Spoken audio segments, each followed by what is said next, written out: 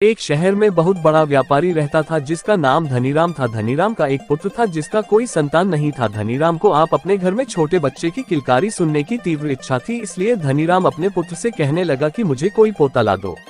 धनीराम कितने अमीर थे कि वहां पर उनके जैसा अमीर कोई नहीं था, लेकिन वह अपने घर के वारिस अपने पोते नहीं होने के कारण दुखी रहते थे। भगवान ने आखिरकार धनीराम की बात सुन ली और उसके घर एक सुंदर बालक ने जन्म लिया। धनीराम बहुत खुश हुआ और उसके पुत्र एवं पुत्रवधू भी बहुत खुश हुए। धनीराम इतना खुश था कि उसने पूरे गाँव में ऐलान कर दिया कि आज हमारे घर में संध्या के समय एक बहुत बड़ा आयोजन रखा जाएगा। उस आयोजन में राजभोग होगा जिसमें सभी गांव वालों को आना है। गांव वालों के साथ साथ पास के एक गांव में जो छोटा व्यापारी रहता था उसे भी बुलाया गया। वह व्यापारी अपने काम में इतना मस्त रहता था कि उसे यहाँ तक की फुर्सत नहीं रहती थी कि उसने क्या पहना है और क्या खाया, लेकिन वह व्यापारी धनीराम को बहुत मानता था। वह व्यापारी धनीराम के घर संध्याकालीन राजभोग करने के लिए चला गया। जब वह व्यापारी धनीराम के महल पहुंचा तो धनीराम में उसे देखा वह व्यापारी के कपड़े फटे हुए एवं गंदे थे।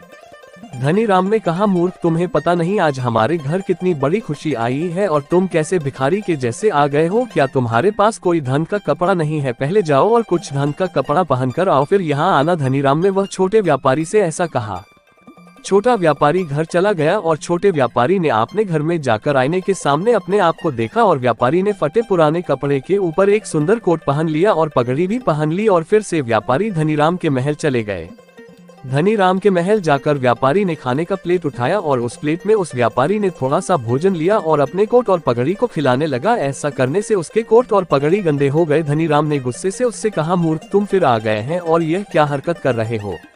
व्यापारी ने कहा, धनीराम जी, मैं कोट और पगड़ी को भोजन करा रहा हूँ। धनीराम समझे नहीं और उसने कहा, क्या बोल रहे हो तुम? तब व्यापारी ने कहा, जब हम किसी खास मौके में खाना रखते हैं, भोज रखते हैं, तो कुछ लोग यूं ही आते हैं ताकि औपचारिकता निभाया जाए और कुछ लोग दिल से आते हैं। कुछ लोग आपके साथ औपचारिकता से नहीं दिल से जुड़े हुए हैं, इसलिए कभी भी उन्हें ठेस मत पहुँचाना, वरना आपको मालूम नहीं चलेगा कि पत्थर जमा करते करते कब आपने हीरा को खो दिए।